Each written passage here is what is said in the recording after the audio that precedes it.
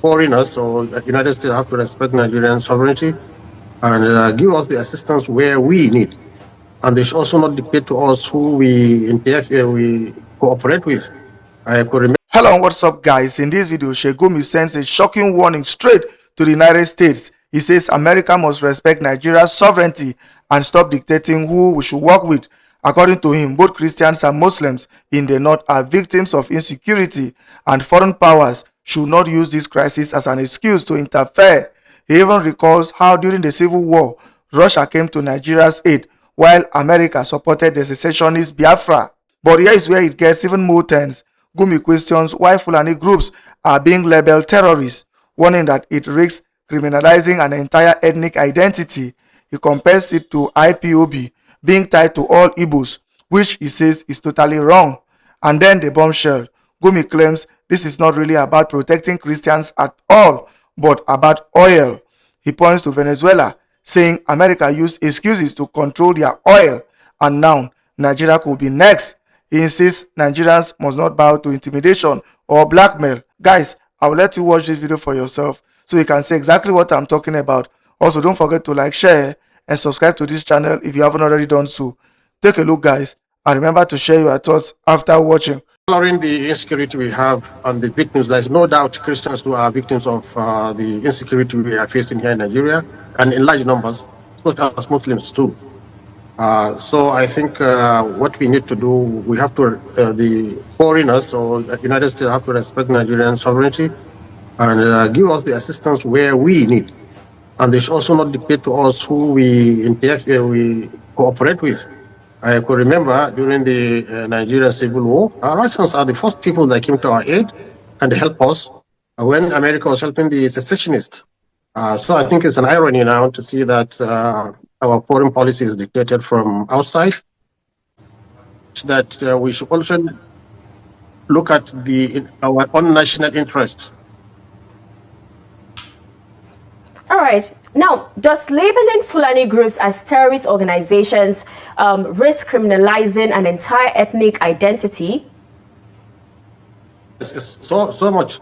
It's just like IPOB, who are known to be a secessionist group, identifying it with an Igbo, which is wrong. Not all Igbos are IPOB, and not all Fulanis are terrorists. We know there are some herdsmen that are really fighting what we saw from them from their own side. I think they have been used to. They think they are fighting an existential war, which the government needs to go in there and see that they can deviate them from the evil things they are doing. So, is this report really about protecting Christians, or is Nigeria being pulled into the US-Russia rivalry? No, I think it's all to do about oil. We've just seen how they have done with the Venezuelan oil, kidnapped their president and take away the oil rights. They are selling the oil and giving the Venezuela. It's about oil. Nigeria is a very rich and oil-rich country. So America is going to have problem in the Middle East, whereby there's probability that the oil from the Middle East will be hot. So they want an alternative. That's why the narrative that Venezuela is trafficking in drugs and Nigeria is killing Christians. Just an excuses, smoke screen so that they can interfere and see how they can maintain the supply of oil. It's all about geopolitics of the world. And I think we Nigerians should not succumb to this kind of intimidation and blackmail. Many Nigerians believe that electronic transmission of results, in particular because we have invested so much money, billions and billions of naira, in acquiring this technology. Exactly. And if we invested so much money in acquiring this technology, and we know we're not going to use it or we'll use it in the breach, why did we? But the question, sir, is that what exactly is the National Assembly afraid of? Why are they not,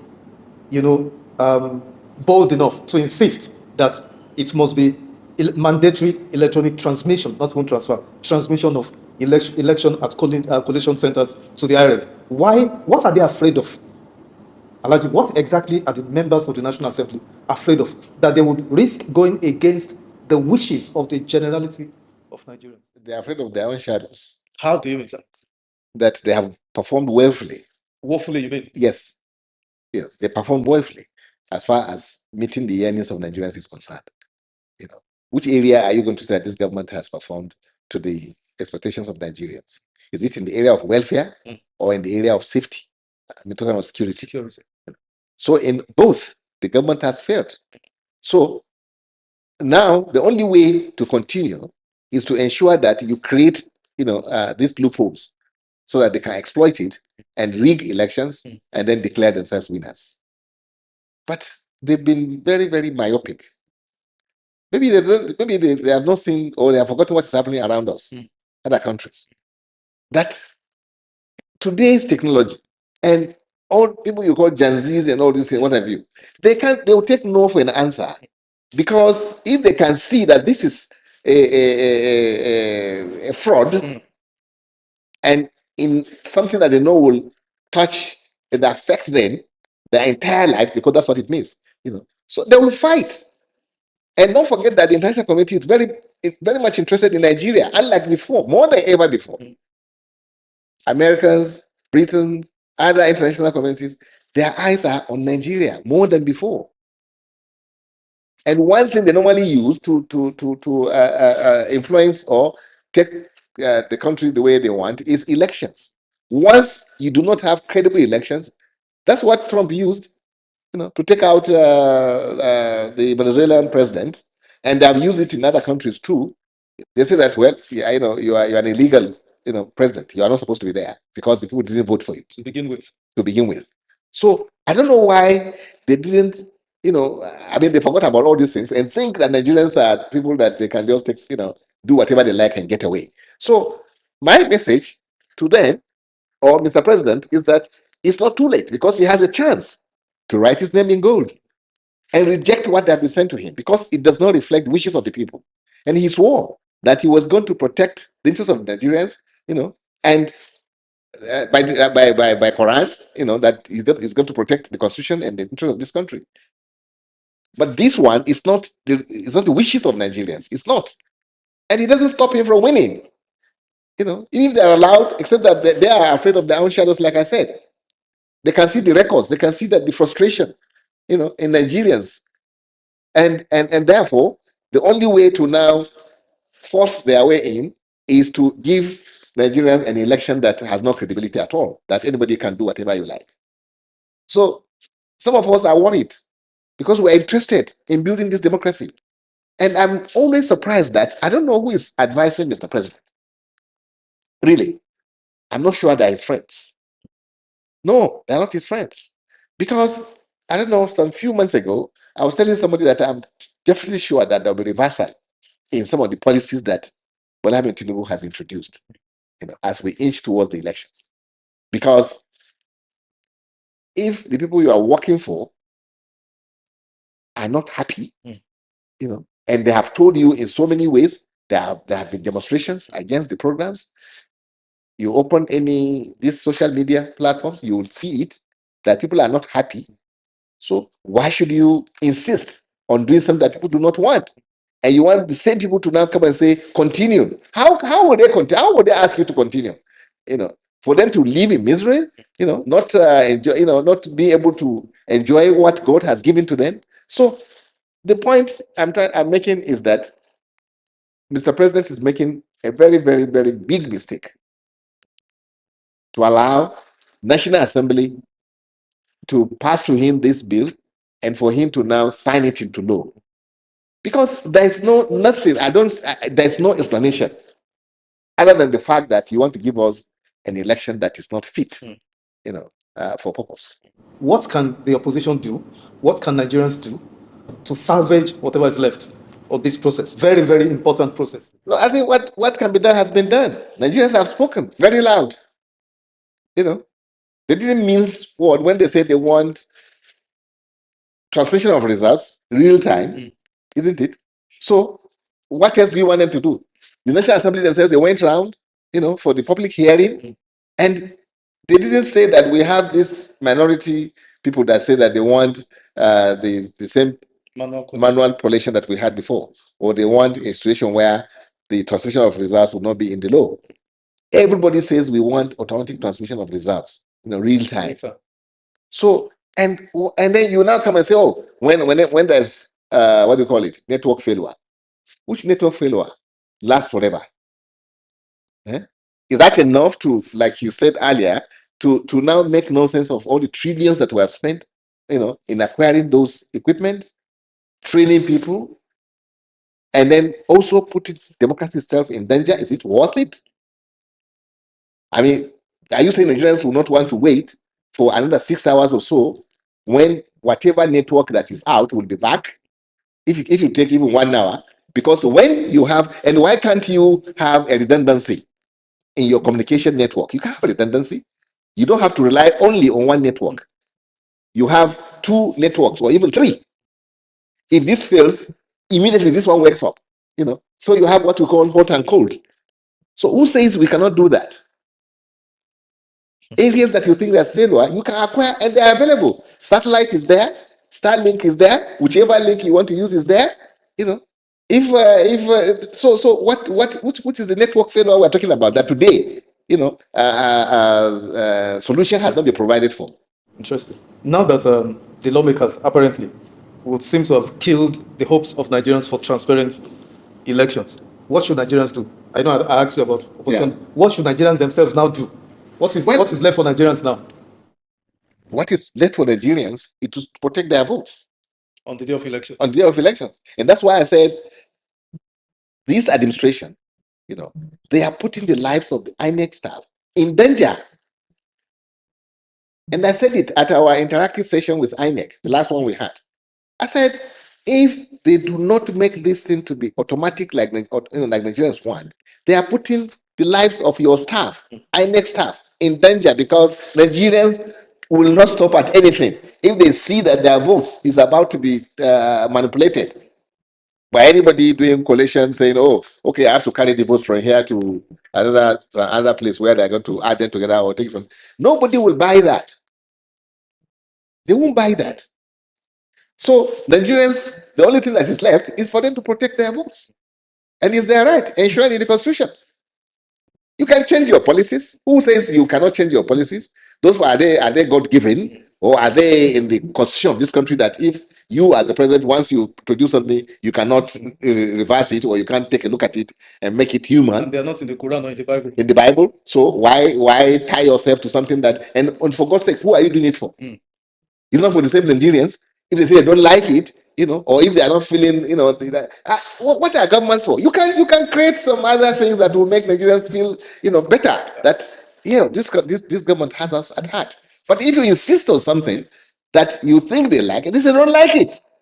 So is it after you have been voted out of power that you realize that, oh, I shouldn't have done this? There's a general consensus. You may not like this question, but it's my job to ask it. Go ahead. Many Nigerians believe that opposition is dead. That you guys only show up every 4 years and call yourself presidential candidates.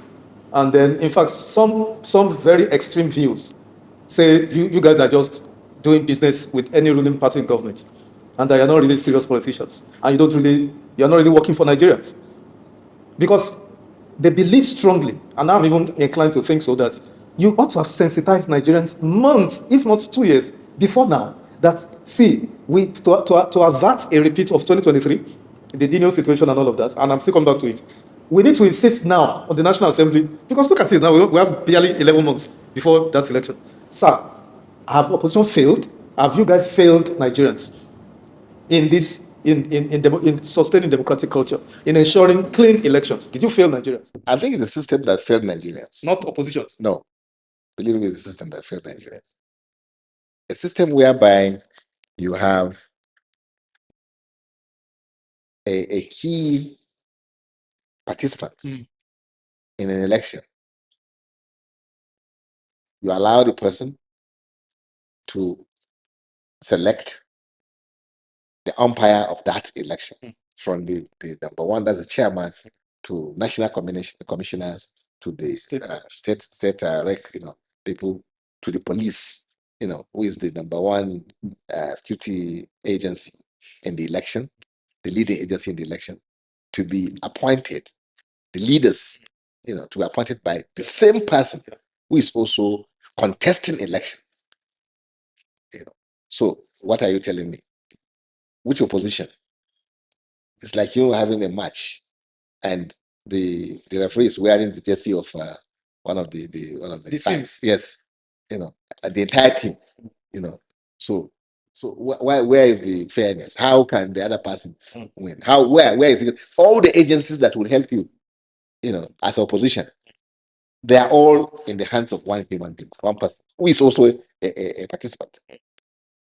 So how do you grow? What is the room? Where is the room for opposition to do anything? So the issue, but on this particular case you are talking about, Nigeria didn't mean word. National Assembly went round. If it was the case where Nigerians were saying, "Oh, we want manual, opposition would have come out very strongly to say, "No, don't go that way," because of the danger. But everybody says we don't want this. This is what we want. So if there's anything now, I think it is National Assembly that the people should ask questions, not the opposition. They are the opposition, and they are the ones that are against the people, and they are the ones that, like, we all know the problem of this country. The problem in the sense that they make laws which they know is anti-people.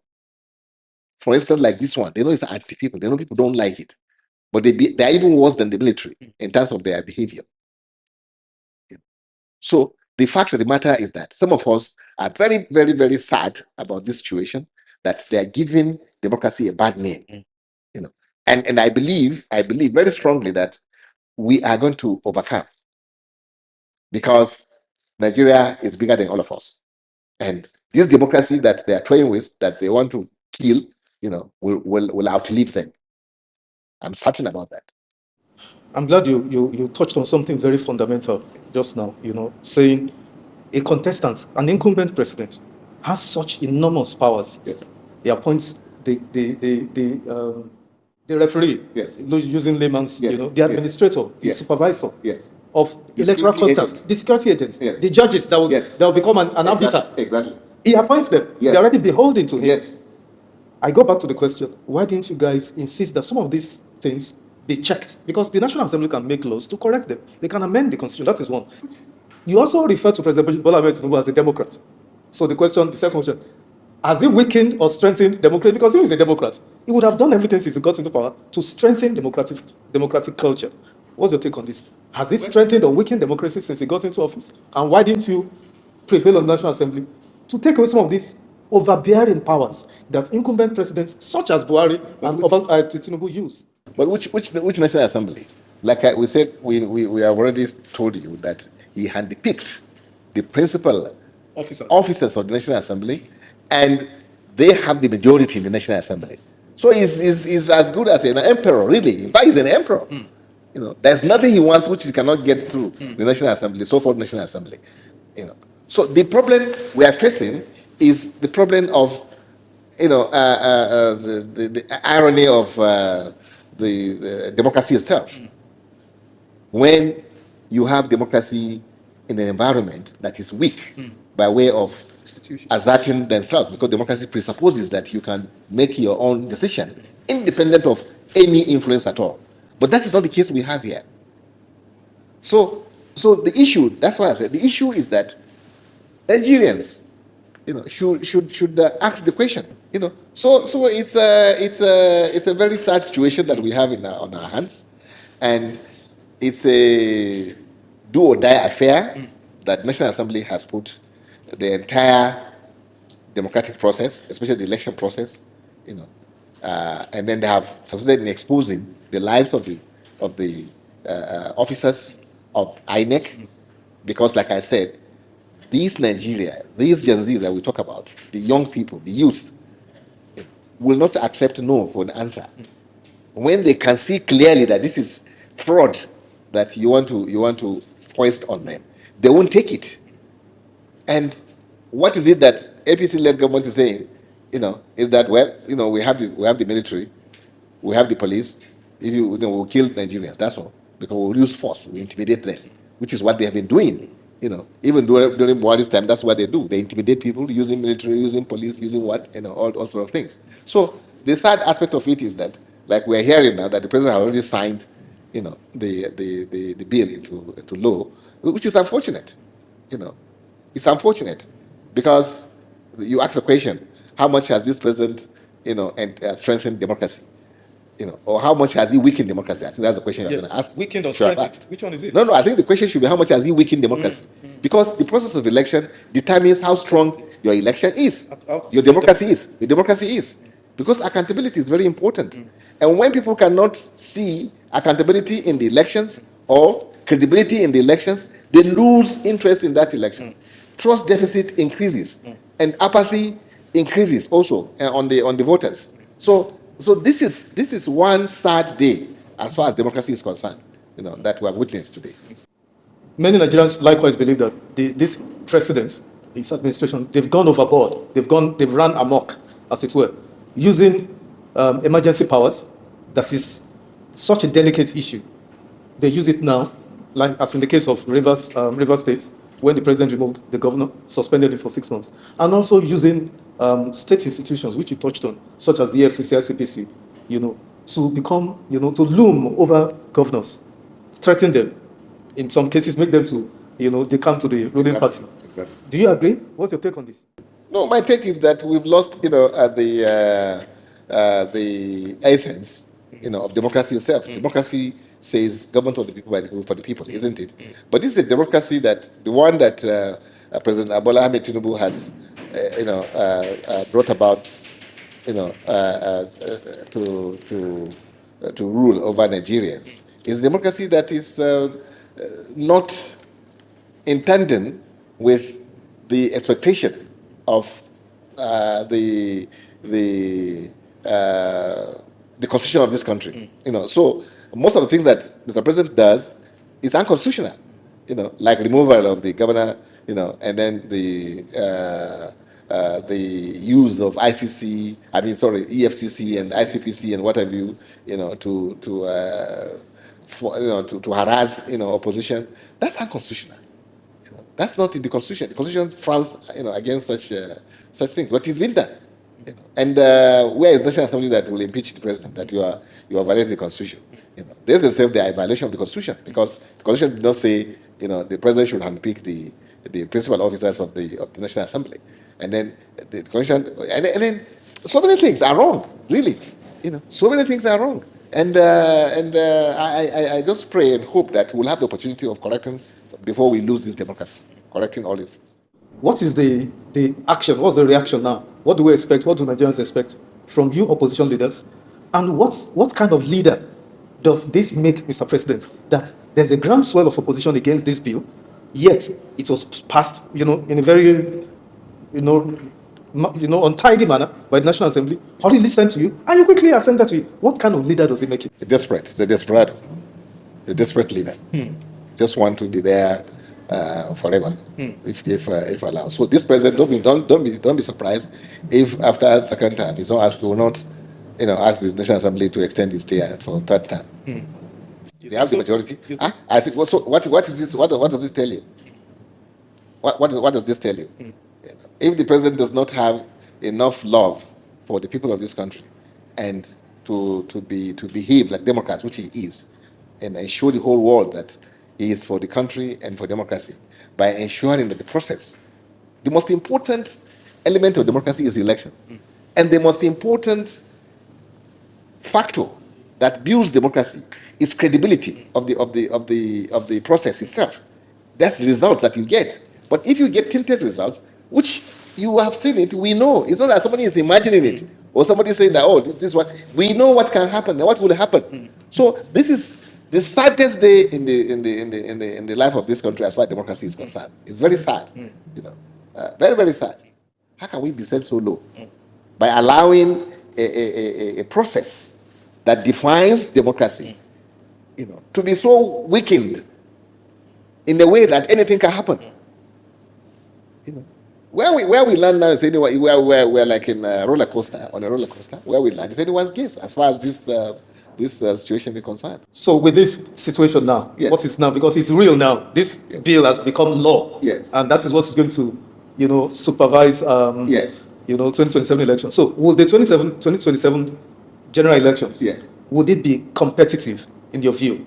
Would every contestant at presidential level, governorship level, senatorial, will they be going into those elections on a free, fair, and credible, play field? What do you think?